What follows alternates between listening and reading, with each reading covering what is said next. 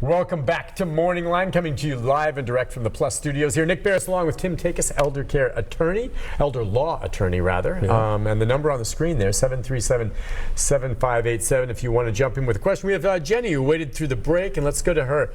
Jenny, good morning. What's your question? I was wondering if you have a spouse and you're still got bills and things, and you begin to run out of money, is there any, so far, my friend has paid every month over $6,000. Now she's getting down to where she doesn't have any money, or going to have to cash in an IRA or something and lose a big penalty. But yet she still has bills at home because she lives at home. Does she have a spouse? Is her husband in a nursing home? Oh yes, he's dementia, that kind of thing. Okay, where is his? What nursing home is it?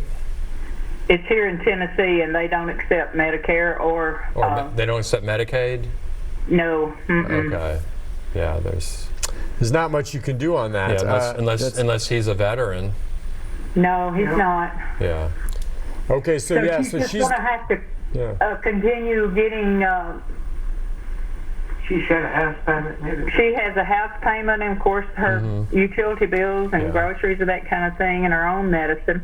Right. So she's going to have to just go through everything she has before she can get him any help. Unfortunately, there's not much help for that. So, so the solution then, and I hear what she just said, and it's a tough thing, meaning that she will go through now, if eventually she continues to pay and doing what she does, then she'll have to maybe eventually sell her house or whatever, and she has no money left, then what happens to her husband?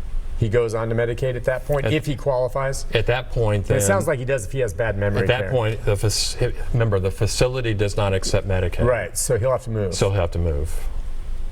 Before this is what I was talking Medicaid about. will pay. And as for her, or maybe she takes him home if she wants to, and then asks the state for help because to send in an in-home health care. Like maybe get 30 or 35 hours a week or something that what 10 Care would pay for at home.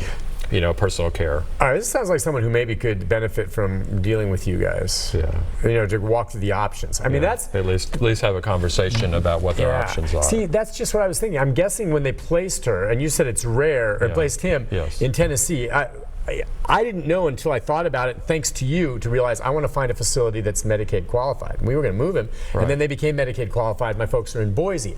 I didn't know that. Now, if he was in a place that accepted Medicaid, when they finally run out of money, then hopefully Medicaid would pick up the tab for where he's at. And there's the thing. Now, I guess if his mind's completely gone, I don't want to have to move my folks if they're still relatively lucid later, because just the move itself is traumatic. The familiar. It is. When elderly folks. We don't want them to move. Oh man, when they move and they're rattled. When my dad, if he were to sit down next to you now and have a conversation, you guys would have a wonderful conversation. Two intelligent men talking about all kinds of things.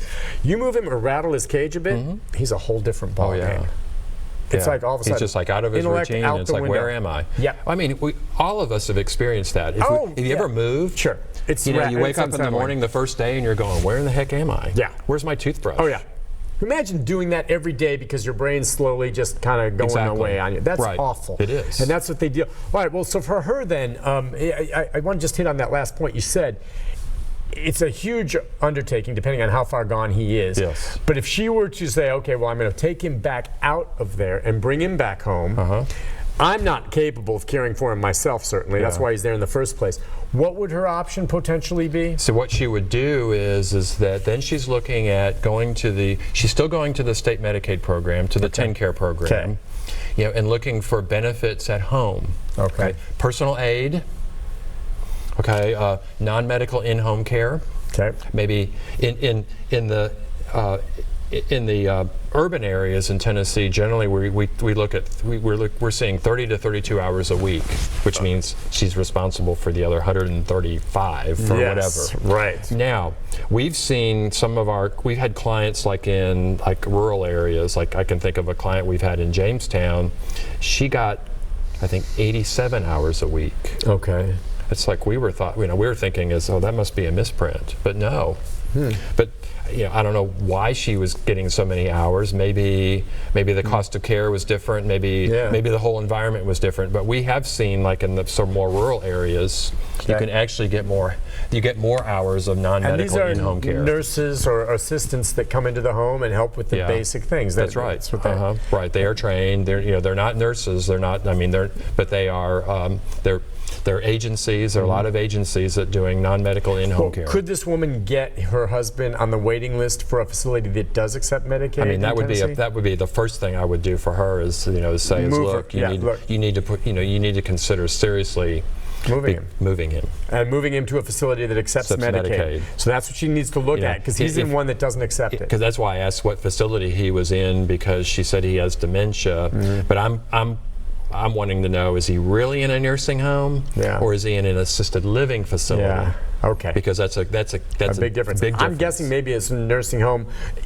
Did you say are there not many nursing homes that accept Medicaid in Tennessee? Not many assisted living facilities accept Medicaid. Are there many nursing homes that do? Most nursing homes, certainly in the rural areas, will accept Medicaid because they can't afford to be open.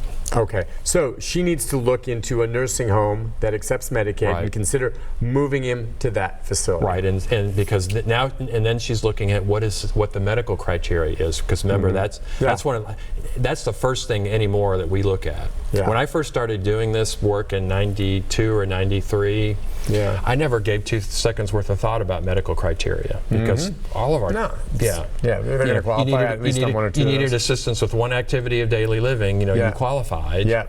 Now it's like the first thing that I've never had a denial, I don't think, until like 2011 or until the new criteria. Yeah. Now it's the first thing we look at. Does this person meet medical criteria? Okay. And that's the kind of advice we would give her. We would say, okay, where are you? Talk to the area agency on aging and disability in your area. If it's in the national area, it's the Greater Nashville Regional Council. Have them do an assessment of him, because they're the ones that do the medical criteria. That's the one where we always say is, don't brag on your. It's not like bragging on your kid. Right. What's his very worst day like? Because the very worst day is that way, and those worst days get worse. Man, it's just crazy, Tim. What happens to the people that don't have and that's what where do they go? I am concerned about. I mean, because that's the world that we live in. Is that those of us? There are people out there that we don't see at all because they don't come into us. No, and they're in some maybe home where they can't care for themselves, and they're just living. And there are places that.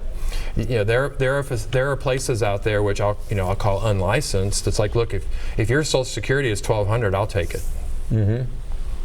And it's just like that's all you got. And it doesn't matter. And if you get a half a dozen of those people in there, maybe that little business can earn a living, but they're unlicensed. But sometimes that's all there is. Yeah, and they can do that unlicensed. No, they can't. Oh, it's illegal, but they do it. Yeah. No one knows about it. You don't track it. It's a group home. It's like a group home, but it's like you go over there to Miss Jonathan's boarding house or whatever, and drop your dad off, or whatever it is. They'll take care of him. Those are unlicensed facilities. That kind of stuff happens. That happens. And then you wonder how many of them are unscrupulous, and then what happens to some people. Well, we hope not, but most of those they're going to be, I'll call them scrupulous, because they're parts of the community. Yeah. Okay. Meaning that they're set up there as a safety net? Sometimes they've been in there for years, and that's where everybody has to go if you don't have any money. Yeah. That was my question. And sort of the community sort of polices that. It's like, if they do wrong by their community, then. And the population, we should be clear, is aging, right? The baby boomers, and then beyond now. There's more. And that's a concern that we all have is that this population is aging, and we're all not going to be healthy through. Yeah. And what are we going to do? I mean, frankly, we're one of the. It's not like we're like high on the hog as far as our, what the people in this state make. Right. And it's not like this is a wealthy state. The amount of Social Security is also going to be modified, I think, in the coming years because more people are drawing on it and fewer people paying in. You're not going to live on. You're not going to pay for your long-term care on Social Security. Do you see many people? And I guess that's another question that I always like to throw out for folks. A lot of people are listening and saying, "Tim's an intelligent guy, and I know he could help me, but I'm in a pickle anyway. How can I even afford a lawyer?" Right, exactly, and that's why we say is that and you've heard me say this before is that if people are watching us, which we appreciate, we do our show, people watch that. People find us somehow, and we always say in our office is that we can't help everybody, but if you call our office, we will try to tell you where to go if we can. And that's what's awesome. I mean, you're a steward for the community because you can't help everyone. There's other resources maybe, but you come on this show, and Barbara comes on this show, and then you have your own program on the Plus. That's where hopefully people learn and just think about what they can do. Right. It's all about education, and that's really what we do. And been doing this for 25 years. Well, education. And you knew when you got into this field at the beginning that the population was going to age and this was going to happen. And now, how big the elder law field? You travel the country lecturing, don't you? Right. Like I was telling you, I'm going to be in Hays, Kansas next month. Hays, Kansas. Hays, Kansas. Is that near Lawrence? I don't know where. I don't even know where it's. So what are you going there for? I've got a colleague that practices there. He basically he does what I do, and I taught him. In the mid-00s, and I remember him. He's Randy goes, I don't know how I'm going to get the people of Hays, Kansas, to think that they need this kind of help. Well, now he has like 4 offices. So it's just taken off because people realize it. Right, and so I'm going to visit him office because I'm doing some consulting work, so he asked me to come in. So Deborah King and I, one of my elder care coordinators, so she and I are going to Hays, Kansas to check out his operation and kind of give him some guidance. But that's interesting. What do you think he was able to do to get people to understand to grow to 4 offices? Like you, I mean, what did you do? I think probably what he did is that he knew that he could help people as far as financing long-term care. But the question was, how do you get people to hire a comprehensive elder care law firm like us, and that has nurses and social workers and whatnot on staff.